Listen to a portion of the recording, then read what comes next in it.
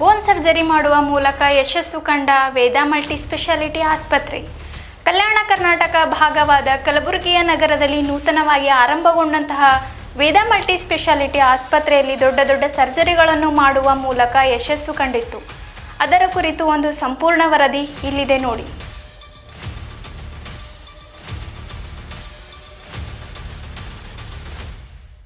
ಒಬ್ಬ ಸಂತೋಷ್ ಅನ್ನುವ ಹುಡುಗ ಕಾಲು ನೋವಿನಿಂದ ವೇದ ಮಲ್ಟಿ ಸ್ಪೆಷಾಲಿಟಿ ಆಸ್ಪತ್ರೆಗೆ ಭೇಟಿ ನೀಡಿದಾಗ ವೈದ್ಯರು ಸ್ಕ್ಯಾನಿಂಗ್ ಮಾಡುವ ಮೂಲಕ ಬೋನ್ ಟ್ಯೂಮರ್ ಇರುವುದನ್ನು ಕಂಡು ಶಸ್ತ್ರಚಿಕಿತ್ಸೆ ಮಾಡುವ ಮೂಲಕ ಕಾಯಿಲೆಯನ್ನು ಗುಣಪಡಿಸುವಲ್ಲಿ ಯಶಸ್ವಿ ಕಂಡ ವೇದ ಮಲ್ಟಿ ಸ್ಪೆಷಾಲಿಟಿ ಆಸ್ಪತ್ರೆ.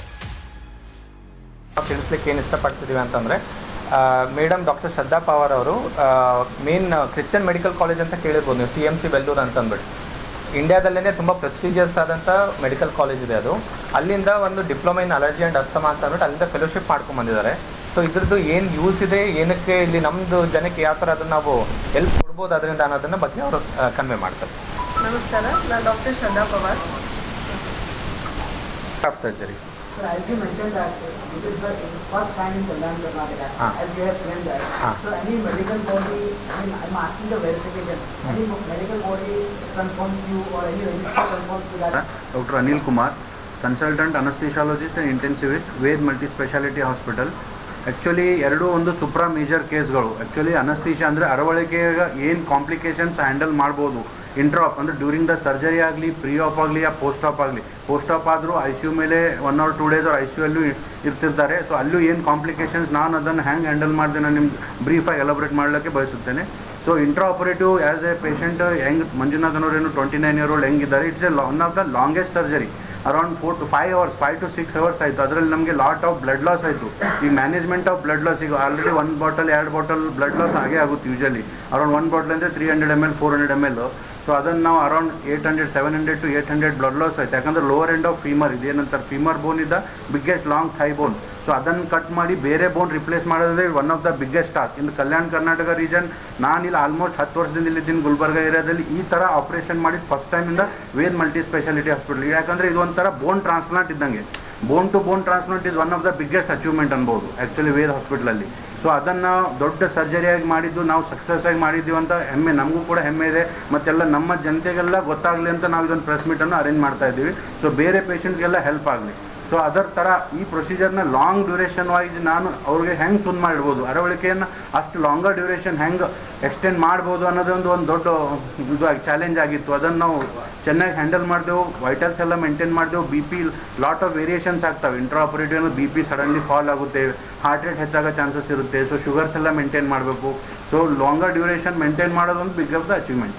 ಸೊ ಇದು around Manjunath we have done it very nicely in the hospital. So ಇನ್ನೊಂದು ಪೇಷಂಟ್ ಏನಿದೆ, ಇದು ಅಂದ್ರಲ್ಲ ಹೆಸರು ಅಂದ್ರಲ್ಲ ಆಂಕೋಲೈಸಿಂಗ್ ಸ್ಪಾಂಡಲೈಸಿಸ್. ಆಂಕೋಲೈಸಿಂಗ್ ಅಂದರೆ ಮೈಯಲ್ಲಿ ಯಾವುದೇ ಬೋನ್ ಇರಲಿ, ಆಲ್ ಈ ಮಲ್ಟಿಪಲ್ ಬೋನ್ಸ್ ಫ್ಯೂಸ್ ಆಗಿ ಒಂದೇ ಸಿಂಗಲ್ ಬೋನಾಗಿ ಆ್ಯಕ್ಟ್ ಮಾಡುತ್ತೆ.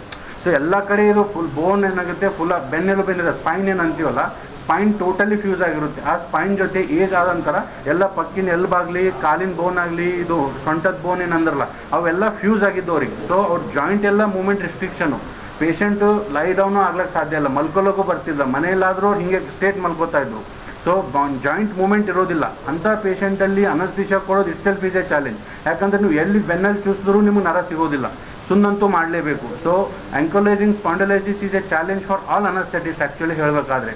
ಅದಕ್ಕೆ ಇಲ್ಲಿ ತಂದು ಅವ್ರ ಪೇಷಂಟು ನಮ್ಮ ಹತ್ರ ಬಂದು ವೇದ್ ಹಾಸ್ಪಿಟಲಲ್ಲಿ ಸರ್ ಮೇಲೆ ಭರವಸೆ ಇಟ್ಟು ನಾವಿಲ್ಲಿ ಅದನ್ನು ಸಕ್ಸಸ್ ಆಗಿ ಮಾಡಿದ್ವಿ. ಅದು ಆಪ್ರೇಷನ್ ಕೂಡ ಮಿನಿಮಮ್ 4 hours ಸರ್ಜರಿ ಆಯಿತು. ಅಲ್ಲೂ ಲಾಟ್ ಆಫ್ ಬ್ಲಡ್ ಲಾಸ್. ಯಾಕಂದರೆ patient is already huge obese ಇದ್ದರು, ಆಲ್ರೆಡಿ ಜಾಯಿಂಟ್ ಫ್ಯೂಸ್ ಆಗಿದ್ದು, ಹಾರ್ಟ್ ಡಿಸೀಸ್ ಇತ್ತು, IHD ಅಂತ heart disease, EFO 45%, obesity, diabetic, ಇವೆಲ್ಲ ಕೋಮಾಬಿಟೀಸ್ ಇದ್ದು ಆ ಚಾಲೆಂಜನ್ನು ನಾವು ಅಕ್ಸೆಪ್ಟ್ ಮಾಡಿ ಒಂದು ಒಳ್ಳೆಯ ಅಚೀವ್ಮೆಂಟ್ ಆಗಿ ನಾವು ಹೇಳಬೇಕಂದ್ರೆ ಆ ಪೇಷಂಟ್ ಸಕ್ಸಸ್ಫುಲ್ಲಾಗಿ ವಾಕ್ ಮಾಡ್ತಾ ಹೋಗಿದೆ. ನಮ್ಗೆ ಅದೊಂದು ದೊಡ್ಡ, ನಮಗೆ ಆ್ಯಸ್ ಎ ಡಾಕ್ಟರ್ ನಮಗೂ ಖುಷಿ ಇದೆ. ಆ ಪೇಷಂಟ್ ರಿಲೇಟಿವ್ ಆಗಲಿ ಅವ್ರ ಮಕ್ಕಳೆಲ್ಲ ನಾವು ಮಾತಾಡಿದ್ದೀವಲ್ಲ, ಅವರು ಭಾಳ ಖುಷಿಯಾಗಿ ಹೋದರು ನಮಗೆ ಇವತ್ತು ಹೇಳಬೇಕಂದ್ರೆ.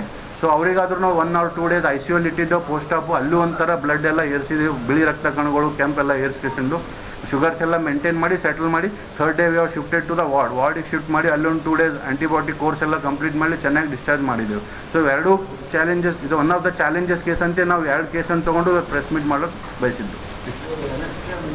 ಅದರಲ್ಲಿ ಏನಂತಂದರೆ ಅದು 1 ಗಂಟೆ 2 ಗಂಟೆಲಿ ಮಾಡಲಿಕ್ಕಾಗಲ್ಲ, 4ರಿಂದ 5 ಗಂಟೆ ಹಿಡಿತದೆ. ಮತ್ತು ನಾವು ಆಪ್ರೇಷನ್ ಮಾಡ್ಬೇಕಾದ್ರೆ ಹಿಂದ್ಗಡೆ ರಕ್ತನಾಳ ಎಲ್ಲ ಅದನ್ನು ಈಸಿಯಾಗಿ ಸೇವ್ ಮಾಡ್ಕೊಂಡು ಹೋಗಬೇಕಾಗುತ್ತೆ, ಜಾಸ್ತಿ ರಕ್ತ ಇದು ಹೋಗೋಂಥದ್ದು ಇರುತ್ತೆ. ಸೊ ಆ ಟೈಮಲ್ಲಿ ನಮ್ಮ anaesthetist doctor Anil S K sir ಅವರು ಚೆನ್ನಾಗಿ ಕೋಆಪ್ರೇಟ್ ಮಾಡಿ ಚೆನ್ನಾಗಿ ಹ್ಯಾಂಡಲ್ ಮಾಡಿದ್ರು. ಅದು 2 ಕೇಸ್ನಲ್ಲಿ ಅನಸ್ಥೀಷಿಯಾ ವೈಸ್ ಏನು ಡಿಫಿಕಲ್ಟೀಸ್ ಬಂತು ಅದನ್ನು ಹೇಗೆ ಹ್ಯಾಂಡಲ್ ಮಾಡಿದ್ರು ಅಂತ ಅವ್ರು ಹೇಳ್ತಾರೆ. ನಮಸ್ಕಾರ. ನಿಮ್ಮ ಹತ್ರ ಇದಕ್ಕೆ ನಾವು ಆಪ್ರೇಷನ್ ಮಾಡಿ ನಿಮಗೆ ಮತ್ತೆ ಮುಂಚೆ ಥರ ನಡೆಯೋ ಥರ ಆಪ್ಷನ್ ಇದೆ ಅಂತ ಹೇಳ್ಕೊಟ್ಟೆ ನಾನು. ಅದಾದಮೇಲೆ ಅವರು ಭರವಸೆ ಇಟ್ಕೊಂಡು ನಮ್ಮ ಹಾಸ್ಪಿಟ್ಲಿಗೆ ಬಂದರು.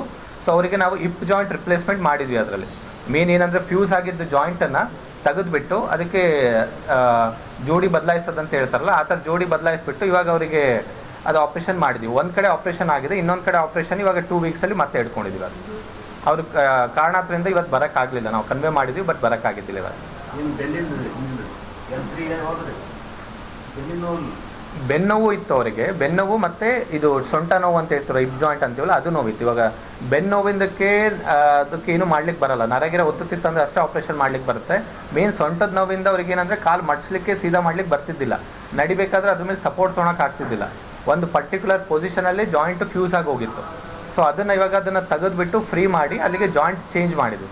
ಸೊ ಇವಾಗ ಮತ್ತೆ ಮುಂಚೆ ಥರ ಸ್ಟ್ರೈಟಾಗಿ ಅವ್ರಿಗೆ ನಡ್ಲಿಕ್ಕೆ ಬರುತ್ತೆ. ಮೊಣಕಾಲಲ್ಲ, ಹಿಪ್ ಜಾಯಿಂಟ್ ಟೊಂಕದು. ನಮ್ಮ ಹತ್ರ ಬಂದಿದ್ದರು. ಅವ್ರದ್ದು ಮೇನ್ ಏನಂತಂದರೆ ಆ್ಯಂಕ್ಲೋಸಿಂಗ್ ಸ್ಪಾಂಡ್ಲೈಟಿಸ್ ಅಂತ ಕರಿತೀವಿ. ಆ್ಯಂಕ್ಲೋಸಿಂಗ್ ಸ್ಪಾಂಡ್ಲೈಟಿಸ್ ಕಂಡೀಷನ್ ಅಂತಂದರೆ ದೇಹದಲ್ಲಿ ಎಲ್ಲೆಲ್ಲಿ ಜಾಯಿಂಟ್ಸ್ ಇರುತ್ತೆ ಆ ಜಾಯಿಂಟ್ಸು ಜಾಯಿಂಟ್ಸ್ ಅಂದರೆ ಮೂಮೆಂಟ್ ಇರಬೇಕು, ಬಟ್ ಅವರಲ್ಲಿ ಏನಾಗುತ್ತೆ ಅಂದರೆ ಮೂಮೆಂಟ್ ಇರಲ್ಲ, 2 ಕಡೆನೂ ಫ್ಯೂಸ್ ಆಗಿ ಹೋಗ್ಬಿಡುತ್ತೆ. ಸೊ ಜಾಯಿಂಟ್ಸ್ ಇರೋ ಜಾಗದಲ್ಲಿ ಒಂದು ಸ್ಟ್ರೈಟ್ ಮೂಳೆ ಥರ ಆಗಿಬಿಡುತ್ತೆ, ಅದಕ್ಕೆ ಆ್ಯಂಕ್ಲೋಸಿಂಗ್ ಸ್ಪಾಂಡ್ಲೈಟಿಸ್ ಅಂತ ಕರಿತೀವಿ. ಈ ಕಂಡೀಷನಿಂದ ಅವರು ಭಾಳ ವರ್ಷದಿಂದ ಬಳಲ್ತಾ ಇದ್ರು. ಬಟ್ ಅವರು ಬೇರೆ ಕಡೆ ಎಲ್ಲೆಲ್ಲಿ ತೋರಿಸಿದ್ರು, ಅವ್ರು ಹುಮ್ನಾಬಾದ್ ವಾಸಿದ್ದಾರೆ. ಸೊ ಅವ್ರು ಎಲ್ಲೆಲ್ಲಿ ತೋರಿಸಿದ್ದಾರೆ ಅವ್ರಿಗೆ ಅದು ಡಯಾಗ್ನೋಸ್ ಆಗಿದ್ದಿಲ್ಲ. ಸೊ ಹುಮ್ನಾಬಾದಲ್ಲಿ ನಾವು ಸುಮ್ಮನೆ ಒಂದು ಫ್ರೀ ಹೆಲ್ತ್ ಚೆಕಪ್ ಕ್ಯಾಂಪ್ ಅಂತ ಇದ್ದಾಗ ಅವ್ರು ನಮ್ಮ ಹತ್ರ ಬಂದು ಭೇಟಿ ಮಾಡಿದರು. ಭೇಟಿ ಮಾಡಿದಾಗ ನಾನು ಆ ಕಂಡೀಷನ್ ಬಗ್ಗೆ ಅವ್ರಿಗೆ ತಿಳಿಸ್ಕೊಟ್ಟಾಗ ಅವ್ರಿಗೆ ಇಲ್ಲಿವರೆಗೂ ಅವ್ರು ಏನು ಅಂದ್ಕೊಂಡಿದ್ರು ಅಂದರೆ ಇದು ನನಗೆ ರಿಕವರಿ ಆಗೋದಿಲ್ಲ, ಸೊ ನಡಿಲಿಕ್ಕೂ ಆಗೋದಿಲ್ಲ ಅಂತಲೇ ಅಂದ್ಕೊಂಡಿದ್ರು. ಸೊ ಅವ್ರಿಗೆ ಒಂದು ನೇಟಿವ್ ಆಗಿ ಅವನ ಹತ್ರ ಇರೋ ಮೂಳೆಯಲ್ಲಿ ಅದು ಚೆನ್ನಾಗಿ ಅಂಟ್ಕೊಂತು ಅಂದರೆ ಅವನಿಗೇನು ಸಮಸ್ಯೆ ಬರಲ್ಲ.